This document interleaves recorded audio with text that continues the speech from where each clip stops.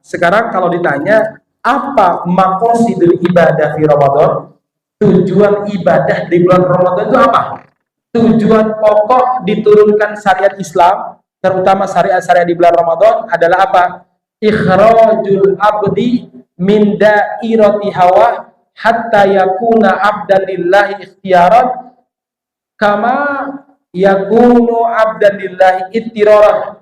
Kata beliau, tujuan diturunkan syariat Islam adalah apa? Termasuk ibadah-ibadah bulan Ramadan untuk membebaskan kita dari kungkungan hawa nafsu, dari dikuasai dan dikendalikan oleh hawa nafsu, agar kita hanya menjadi hamba Allah secara sukarela.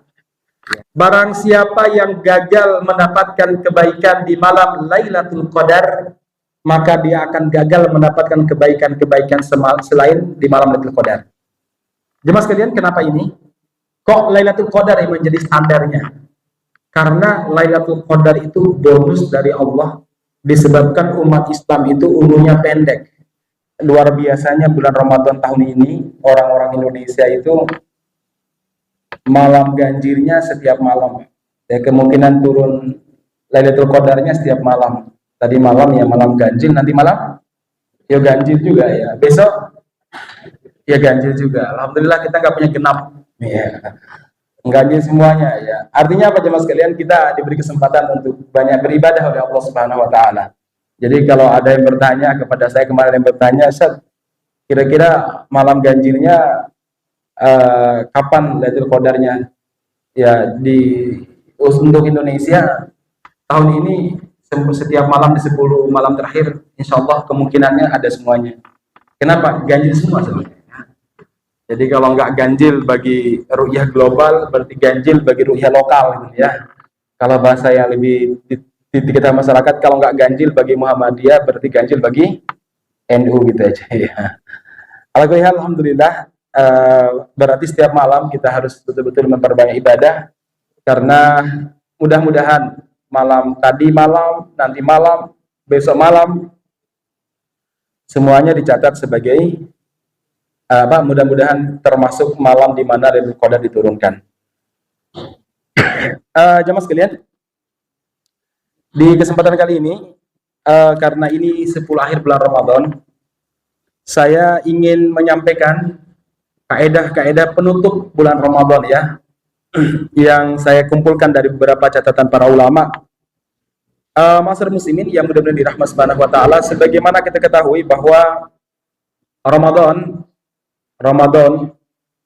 ini merupakan waktu yang sangat mahal. Makanya dalam Al-Qur'an Allah Subhanahu wa taala menyebutkan selain la'allakum tattaqun, selain agar kalian bertakwa, tujuan diturunkannya ibadah-ibadah Ramadan, terutama ibadah puasa, namanya la'allakum tashkurun, agar kalian bersyukur. Para ulama tanya kenapa kita harus bersyukur di bulan Ramadan?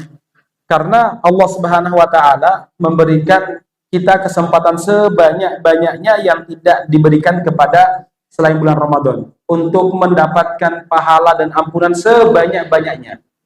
Misalkan dalam sebuah hadis Rasul pernah bersabda, likulli abdin da'watun mustajabah. Di bulan Ramadan Allah Subhanahu wa taala memberi jatah kepada setiap hamba satu doa yang pasti diijabahi. Masya Allah ya. Jadi Anda minta apa aja, ada satu doa yang nanti Allah Subhanahu wa taala milih mana di antara doa kita ini yang pasti diijabahi. Artinya kalau kita berdoa 100, maka satu doa kita itu akan dijabahi. 99-nya ya bisa dijabahi, bisa tidak. Ya mungkin yang 60-nya dijabahi, kemudian mungkin yang berapa 31 ya 39-nya 40-nya enggak dijabahi misalnya, atau 39-nya ya dijabahi. Jadi jemaah sekalian, itu ada satu doa yang pasti dijabahi oleh Allah Subhanahu wa taala. Makanya perbanyak betul kita berdoa kepada Allah Subhanahu wa taala. Ya silakan, kira-kira doa Anda yang ingin dikabulkan yang mana?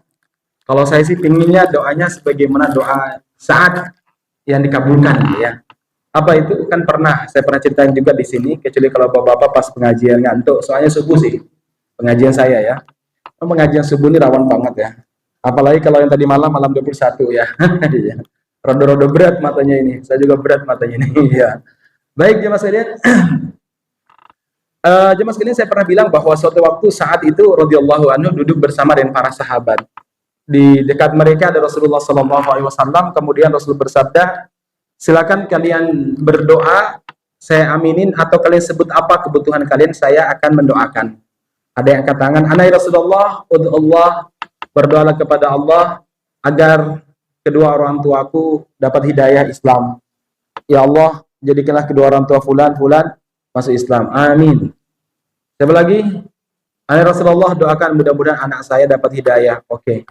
Kamu doakan mudah-mudahan hutang saya segera lunas ya Rasulullah. Oke, kamu semua sudah meminta didoakan sama Nabi, tinggal saat itu, saat ditanya sama Nabi, "Saat kamu kok nggak minta?"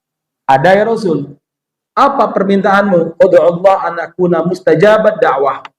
"Ya Rasulullah, tolong minta kepada Allah agar aku termasuk orang yang paling mustajab doanya." Jadi setiap aku berdoa diijabai sama Allah. Orang akeh-akeh, Pak. Tunggal mawon, satu aja ya. Semoga semua doanya diijabahi. Wah, ini pinter banget ya. Emang luar biasa aja mas ini. Luar biasa. Masyaallah muslimin yang mudah-mudahan dirahmati Subhanahu wa taala. Ini yang perlu kita pahami bersama ya. Doa itu boleh banyak tapi harus pintar memintanya. Dan Rasul mengajarkan juga kan, Allahumma inni as'aluka, ya Allah aku minta kepadamu masa'ala bihkal awwal anbiya was solihun. Saya meminta kepadamu apa yang diminta oleh para nabi dan orang-orang soleh misalkan. Itu doa Nabi juga. Jadi kan banyak kan yang diminta orang nabi sama orang soleh. Apa yang mereka minta ya aku dikasih juga ya Allah. Jadi gue usah nyebutkan satu persatu. Baik. Jemaah sekalian, jelas itu. Kenapa kita la'allakum tashkurun? Karena doa-doa itu dijabahi. Yang kedua kata Rasul, lillahi fihi utaqo minan nar. Allah Subhanahu wa taala di bulan Ramadan membebaskan sebagian hamba-hambanya dari neraka, wadzalika fi kulli yaumin wa lailatin, dan itu terjadi setiap malam dan setiap siang. Kalau Ramadannya 30 hari, berarti ada 60 kali kesempatan untuk mendapatkan pembebasan dari neraka, untuk mendapatkan ampunan dari Allah Subhanahu wa taala. 60 kali ya Mas kita. 60 kali itu kesempatan yang sangat-sangat banyak. Kalau kita gagal kesempatan 1, 2, 3, bolehlah. 4, 5, 6, 7, bolehlah. Tapi kok sampai 40 kali gagal, 50 kali gagal, ini orang kebangetan nih. Waktunya sama, soalnya sama, kalau sekarang mungkin ya, ujiannya sama, ya waktunya sama, tata caranya sama, kok gagal, ini memang betul-betul nggak serius orang. Nggak mau memanfaatkan Ramadan. Makanya Jibril alaihissalam mendoakan kecelakaan kan, sebagaimana pernah kita dengar dalam kajian-kajian para ustadz, bahwa ada 3 yang didoakan oleh malaikat Jibril. Salah satunya yaitu Robbma'an finman adraka Ramadan, orang yang mendapati Ramadan sungguh celaka kalau dia mendapati Ramadan berlalu walam yufarlah, namun dosa-dosanya tidak diampuni. Ini orang celaka sekali. Ini kenapa kita la'allakum tashkurun ya mas kalian. Kenapa kita la'allakum tashkurun? Karena kita punya malam Lailatul Qadar. Jadi luar biasa. La'allakum tashkurun itu banyak sekali maknanya. Baik, saya masuk kaidah pertama. Kaidah pertama adalah innamal a'malu binniyat wa innama likulli imri'in ma nawa. Ini penting, dan dulu saya pernah menyampaikan juga di sini seingat saya beberapa waktu sebelum Ramadan. Sesungguhnya amal itu tergantung niat, dan orang akan mendapatkan sesuai dengan yang dia niatkan. Amal itu berpahala apa tidak tergantung niat, dan orang akan mendapatkan baik itu berapa yang dia inginkan, apakah sekian-sekian, sesuai dengan apa yang dia inginkan, yang dia niatkan. Makanya jamaah sekalian, saya ingatkan lagi, walaupun pernah saya ingatkan, cuma saya khawatir bapak-bapak juga lupa. Maklum pengajiannya maghrib kali ini ya. Maghrib. Kalau maghrib insya Allah ingat ya, kecuali kalau masih lapar buka puasa soalnya ya. Itu lupa ya. Apa itu? Niat itu penting jamaah sekalian. Niat itu penting. Niat sebanyak-banyaknya, niat sebaik-baiknya. Kenapa? Karena kalau kita sudah niat, satu, Allah Subhanahu wa taala telah mencatatnya sebagai sebuah kebaikan. Jadi niat berbuat baik itu ya sebuah kebaikan aja sekalian. Niat berbuat baik. Kemudian kalau sampai nggak bisa diamalkan karena gagal disebabkan banyaknya berbagai macam aktivitas misalkan atau sakit, maka kita tetap ditulis sebagai orang yang telah melakukannya. Ya contoh, kita punya niatan untuk apa? Agar kita ini di sisa Ramadan, ya Allah saya ingin infak 10 juta misalkan bapak-bapak ya, 10 juta bagi dua, 5 juta untuk Nur Mirah, kemudian 5 jutanya untuk media dakwah saya atau pondok saya misalnya. Ini kan tawaran aja gitu nih ya. Nah misalkan ya, walaupun ternyata aja mas kalian kita hanya mampunya sekian juta, mungkin karena ada keluarga yang minta bantuan, orang tua yang minta tolong misalkan, maka kita telah tercatat telah berinfak 10 juta. Man hamma bihasanatin falam ya'mal biha, barang siapa yang menghendaki kebaikan namun dia tidak sempat melaksanakan, kata bahwa indahu hasanatan kamilah, maka Allah Subhanahu wa taala akan mencatat dia telah mengerjakan satu pahala sempurna, satu kebaikan sempurna. Maka ayo diniatkan sebanyak-banyaknya. Ini cara kita untuk menutup Ramadan kita ini yang baik. Niatkan, ya Allah, saya ingin khataman lagi bagi mereka yang telah khatam misalkan. Ya Allah, kalau ternyata nanti tinggal 10 juz ya, udah Lailatul Qadar, udah Lailatul Idul Fitri misalkan, udah malam Idul Fitri, Anda telah dicatat melaksanakan 2 khataman misalkan. Ya Allah, saya ingin, ya Allah ini niatkan semua ma'asyiral muslimin. Ya, karena kita akan mendapatkan pahalanya. Dulu ada sebuah kisah pada zaman Rasulullah Shallallahu Alaihi Wasallam. Ada salah seorang sahabat. Sahabat ini bukan satu dua ya, banyak ya, orang-orang miskin ketika perang Tabuk.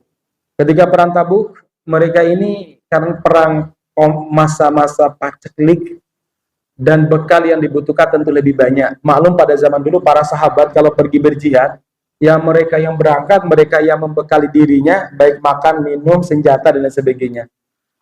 Akhirnya ada sahabat-sahabat miskin yang sudah pamitan sama keluarganya, sudah pamitan sama anak-anaknya, istrinya udah dipamitin, mungkin sudah nangis-nangis istrinya ya, karena dipamitin untuk mau berjihad ya. Saya dulu aja mau pamitan untuk bukan pergi berjihad, ngantarin bantuan ke Suriah Palestina ya. Ya memang daerah konflik ya. Kan sebelum berangkat kita tanda tangani surat apa sih, surat kematian bahasa orangnya, bahwa kalau meninggal tidak akan dituntut sama keluarga, tanda tangan, dan keluarga juga mewakili. Itu aja istri udah nangis ya, apalagi kalau pergi berjihad beneran ya, berjihad beneran. Nah saya juga sebenarnya ingin ke Yordan juga Sawal, rencananya sekaligus untuk melihat distribusi pembagian. Alhamdulillah yang kemarin Anda kumpulkan di sini, alhamdulillah kita selama Ramadan kemarin sudah mengirim 2 kali, dan rencana saya hari ini terakhir kali untuk dikirim bantuan untuk buka puasa ya. Subhanallah, banyak sekali antusias kaum muslimin kemarin. Mungkin terhitung udah hampir 300 sampai 350 juta mungkin terkumpul semuanya lewat kami ya. Kalau lewat di lembaga lain mungkin lebih banyak. Alhamdulillah kita kirim. Ada video-videonya itu, mereka tuh Masya Allah terima kasih luar biasa dari untuk bapak-bapak, ibu-ibu yang telah mengumpulkan hartanya untuk buka puasa dan sahur mereka. Mereka terima kasih banget. Kenapa? Karena ada di antara mereka harus sahur ataupun bukanya itu hanya dengan rumput. Rumput mereka tumbuk atau daun-daun pohon mereka tumbuk, kemudian mereka masak ya. Dijadikan ya, Anda tahu sendiri bagaimana rasanya daun-daunan ya, harus mereka makan. Bukan lalapan ya. Lalapan kan karena ada sesuatu yang dimakan, ada hasilnya, ada ikannya. Ya ini hanya itu yang mereka makan. Alhamdulillah telah sampai. Saya juga mengucapkan terima kasih kepada bapak-bapak juga, dan mereka menyampaikan terima kasih kepada rakyat Indonesia yang telah mengirimkan buka dan sahur untuk kami. Alhamdulillah sampai daerah dalam, seperti daerah Deir Balah, memang daerah-daerah yang sangat terisolir ya, itu sampai dalam. Soalnya kalau Rafah mungkin banyak bantuan-bantuan dari Arab ya. Kalau daerah-daerah dalam tuh sangat susah. Ya makanya alhamdulillah kalau lewat para para relawan dalam orang sana, mereka tahu tempatnya, mereka tahu cara keluar masuknya. Sehingga kemarin saya ditanya, Ustadz nggak ikut kirim? Enggak. Kenapa? Satu, kalau saya ke sana biayanya gede ya. Karena harus memberikan uang jamin otoritas. Jadi kalau masuk ke sana itu ada jamin otoritas, Pak. Misalkan Anda lewat Mesir. Mesir itu tentaranya main ya. Berapa bayarannya untuk jaminan? Ya. Untuk jaminan kamu. Kalau enggak biasanya mereka mempermasalahkan. Belum biaya akomodasi dan transportasinya, mahal banget. Saya bilang cukuplah untuk makan orang-orang sana. Yang kedua, kalau kita ke sana toh kita nggak begitu mengerti jalur-jalur tikusnya, sehingga kita lebih mudah mempercayakan orang lokal. Ya, alhamdulillah. Baik, balik jemaah sekalian, apa yang sampaikan? Jadi dulu ada perang Tabuk ya, jihad Tabuk. Mereka ini datang kepada Rasul yang miskin-miskin. Ya Rasulullah, kami sudah pamitan ya Rasul. Cuma kami ini nggak punya bekal ya Rasul. Baik itu senjata, kemudian kendaraan, makanan, minuman, kami nggak punya bekal ya Rasul. Rasul, bolehkah Anda memberikan bekal kepada kami ya Rasulullah supaya kami bisa berangkat berjihad? Apa jawaban Nabi? Saya tidak mendapatkan apa yang bisa dibuat bekal bagi kalian. Ya, karena musim paceklik ya Mas Kira. Ya, Rasul akhirnya menghasung para sahabat untuk berinfak sebanyak-banyaknya. Alhamdulillah Abu Bakar infak seluruh hartanya, Masya Allah ya. Memang Abu Bakar ini nggak bisa disaingi ya Mas kalian. Ya. Kemudian Umar separuh hartanya. Utsman 300 ekor unta plus 1000 dinar. Kalinya berapa itu? Kalau satu ekor unta 100 juta kalikan 300, pinten Pak Budi? 30 M. Lumayan. Tambah 1000 dinar. 1000 dinar itu satu dinarnya berapa? 4,25 gram emas. Kalau 1 gramnya 1 juta, berarti 4.250.000. 4.250.000 dikali 1000, berarti hampir berapa? 5 M ya. Subhanallah jemaah sekalian. Ini berinfakkan semuanya. Utsman juga demikian. Abdurrahman bin Auf juga demikian. Semua sahabat berinfak. Ada yang mampunya cuma bawa 1 mangkuk gandum. Ada yang mampunya sekarung gandum. Ada yang mampunya luar biasanya begitu. Akhirnya apa jemaah sekalian?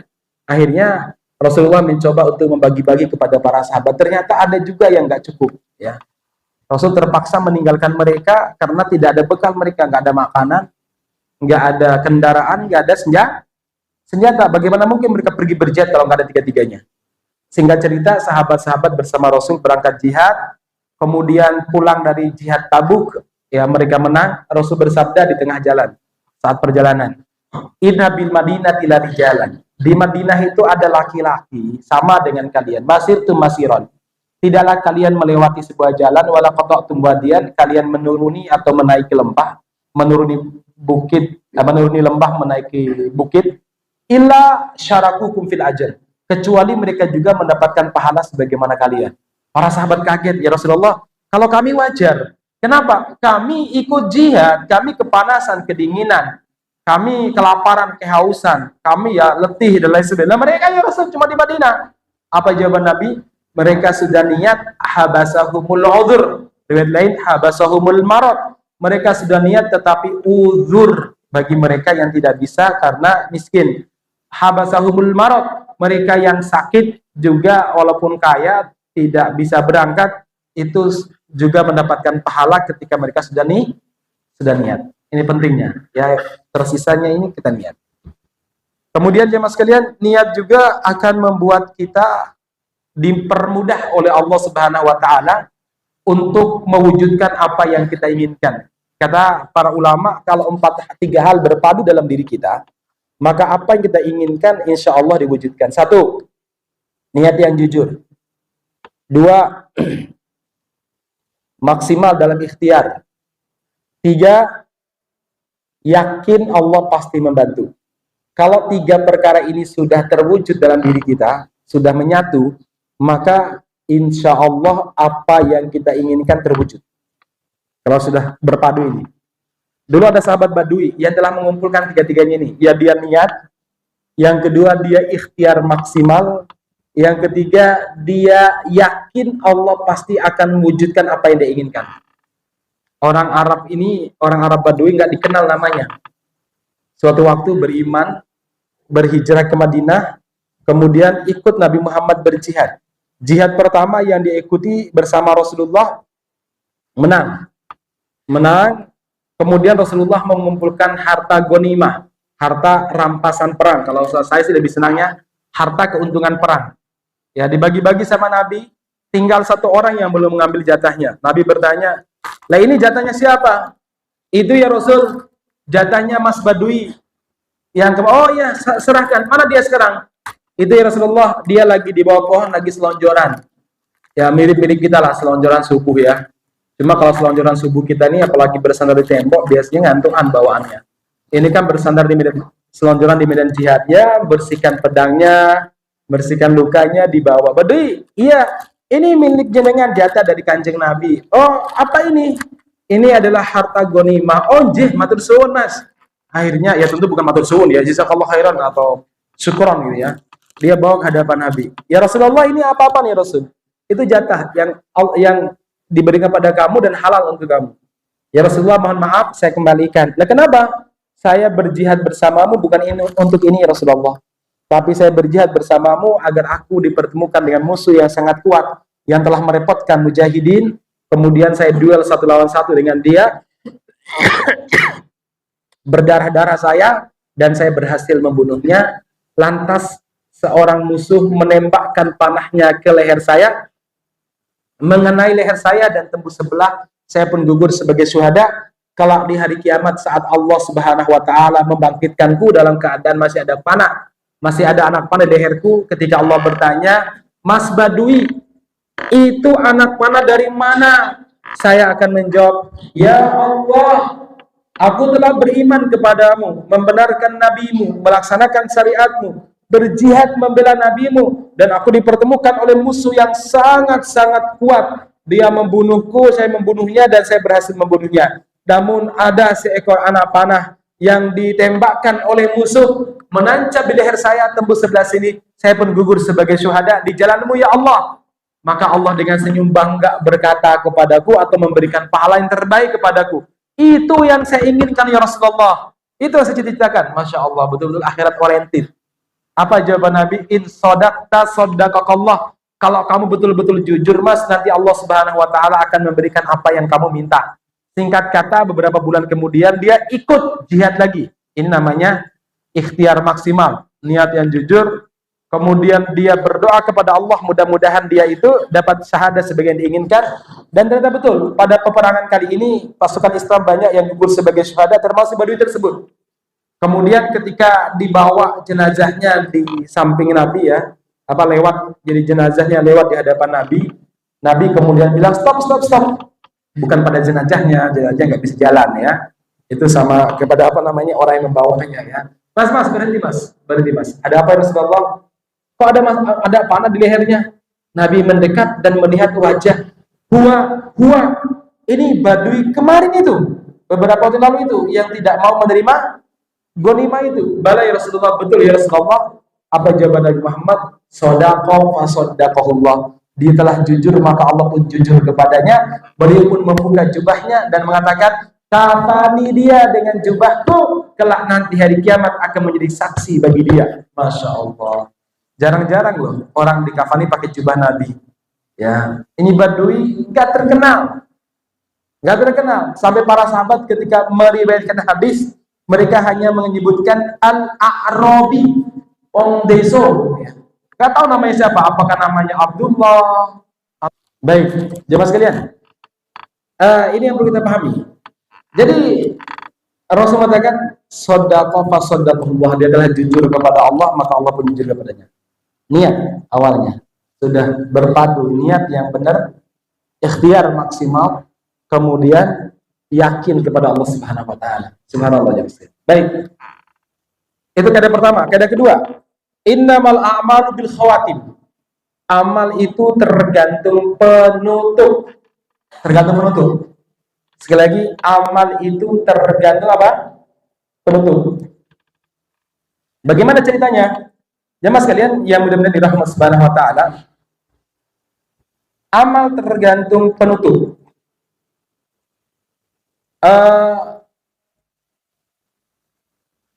Ulama mengibaratkan Ramadan itu seperti kehidupan bagi kita. Mungkin usia kita 40 tahun ke bawah, bagi bapak-bapak yang sudah lewat 40 tahun atau 50 tahun ke bawah, dulu kita gak kenal namanya ibadah dengan baik. Kemudian di usia 50 ke atas, akhirnya Allah beri hidayah kepada kita, jadi ahli masjid, rajin membersihkan masjid, pokoknya pokoknya masjid. Dan kemudian dia meninggal dalam keadaan dalam keadaan husnul khotimah. Maka apa? Keburukan-keburukan dia 50 tahun sebelum dia bertobat, semua terhapuskan, semuanya terselesaikan karena husnul khotimahnya. Maksudnya orang tergantung penutupnya. Ya tergantung penutupnya. Kan banyak orang kayak gituan ya. Baru taubat, Allah beri hidayah. Ya, Allah beri hidayah, bertaubat, meninggal. Sebagai sebuah contoh, jemaskan dulu ada salah seorang sahabat namanya Usairim. Al-Usairim ini dia selama Nabi Muhammad berdakwah di kota Madinah dan kota Makkah, ogah masuk Islam. Terjadi perang Badar, kalau nggak perang Badar, perang Uhud. Sehingga saya perang Badar. Dia ternyata ikut tapi nyusul. Terus dia bertanya sama Rasulullah, ya Rasulullah, bagusnya saya masuk Islam atau saya berperang ya Rasul? Apa jawaban Nabi? Aslim. Masuk Islam semua qadir dan peranglah. Dia syahadat di hadapan Nabi, asyhadu an la ilaha illallah wa asyhadu annaka rasulullah. Kemudian dia buka sarung pedangnya, dia berjihad, dia terjun ke sana kemari dan gugur sebagai syuhada. Baru tahu sholat, belum tahu sholat sama sekali. Belum tahu puasa, belum tahu pengajian, apalagi taraweh ya. Belum zakat jamaah sekalian. Apalagi umroh. Dia gugur sebagai syuhada. Kemudian ketika dikumpulkan jenazah, para sahabat awalnya ragu, loh kok ada jenazah Al-Usairim? Emang dia udah masuk Islam? Apa jawaban Nabi? Itu saudara kalian dan dia adalah masuk Islam. Amila qalilan wa ujira katsiran. Dia amalnya sedikit tapi Allah memberikan pahala yang begitu banyak. Amalnya sedikit tapi pahalanya luar biasa. Ya. Ada orang seperti itu jemaah sekalian. Sama, Ramadan ini juga tergantung penutupnya. Orang tadi kalau Usairim tergantung penutupnya meninggal di medan jihad. Ramadan jamaah sekalian penutupnya dari 10 akhir bulan Ramadan. Dan kita sudah memasukinya atau nanti malam kita masukinya. Ini kita tutup dengan baik-baik. Makanya Ibunda Aisyah radhiyallahu anha pernah mengatakan, kana Nabi sallallahu alaihi wasallam, Nabi Muhammad sallallahu idza dakhala al-ashr al-awakhir, kalau memasuki 10 akhir bulan Ramadan, syadda mi'zarah, beliau menguatkan ikatan tali sarungnya, artinya tidak pernah mendekati istrinya, maksudnya bercumbu dan berhubungan dengan istrinya. Kemudian ahyal laila kullah, boleh hidupkan malamnya semalam suntuk. Masya Allah ya, tidak tidur beliau. Cuma untuk umatnya beliau sarankan untuk tidur dulu walaupun sedikit. Kenapa? Nabi kekuatannya 2 kali lipat daripada kita. Makanya Nabi Muhammad membiarkan istri-istrinya tidur dulu. Nanti jam-jam 1, jam-jam setengah 2 baru boleh bangunkan.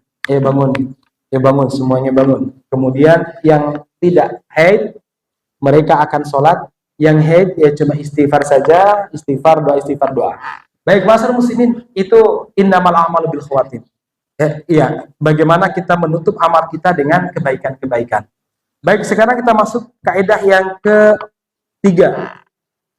Innamal umur bimaqasidiha. Segala sesuatu tergantung pada tujuannya. Ya, jadi kalau tujuan kita itu bisa kita wujudkan, berarti kita telah berhasil dalam ibadah tersebut. Tapi kalau seandainya tidak, maka rugi banget. Rasul bersabda, kam min shaimin, berapa banyak orang yang berpuasa, laisa lahu min siyamih, tidak ada yang dia dapatkan dari puasanya illal ju' wal 'aths, kecuali lapar dan dahaga. Wa kam min qaimin laisa lahu min qiyamihi illa as-sahar wal ta'ab. Betapa banyak orang yang melaksanakan qiyamul lail, tidak ada yang dia dapatkan kecuali as-sahar, yaitu begadang, wal ta'ab, dan capek. Kenapa demikian? Dia tidak tahu bagaimana dia itu mewujudkan tujuan. Karena tidak tahu, akhirnya apa? Dia gagal. Dia meremehkan ibadah Ramadan. Dia melakukan hal-hal yang makruh, bahkan mungkin hal yang sifatnya maksiat. Nah, sekarang kalau ditanya, apa maqasidul ibadah di Ramadan? Tujuan ibadah di bulan Ramadan itu apa? Imam Asy-Syatibi rahimahullah, ulama besar yang menulis kitab Al-Muwafaqat yang menjadi rujukan dalam usul fikih. Beliau mengatakan, inna al-maqsad al-asasi min wad'i syariah. Tujuan pokok diturunkan syariat Islam, terutama syariat-syariat di bulan Ramadan adalah apa? Ikhrajul abdi min da'irati hawa hatta yakuna abdan lillahi ikhtiyaran kama yakunu abdan lillahi ittiraran.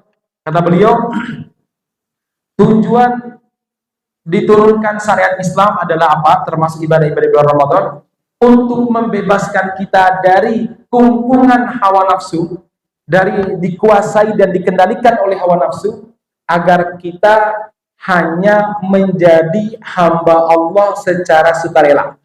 Ya. Jadi apa? Hamba Allah Subhanahu wa taala secara sukarela. Itu tujuannya dia Mas kalian, menjadi hamba Allah secara sukarela dan tidak dikuasai oleh nafsu. Nah, baik Mas kalian. Kita harus kenal tujuan ini supaya kita betul-betul bisa melaksanakan Ramadan itu. Kalau untuk siam jelas sebenarnya saya jelaskan tadi la'allakum takun la'allakum tashkurun. Baik, sekarang kita masuk tujuan yang kaidah yang keempat. Saya percepat saja. Man hurrima khairuha faqad hurrima. Ini kaidah yang keempat. Barang siapa yang gagal mendapatkan kebaikan di malam Lailatul Qadar, maka dia akan gagal mendapatkan kebaikan-kebaikan selain di malam Lailatul Qadar. Jemaah sekalian, kenapa ini? Kok Lailatul Qadar yang menjadi standarnya?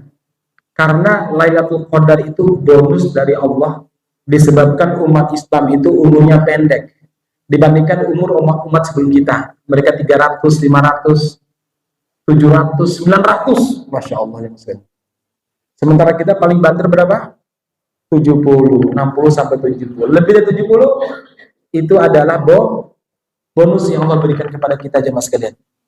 Nah, makanya kalau ada orang yang diberi bonus sama Allah kok ogah untuk meningkatkan amal solehnya agar umurnya di-upgrade menjadi 83 tahun jemaah sekalian, maksudnya ditambah 83 tahun.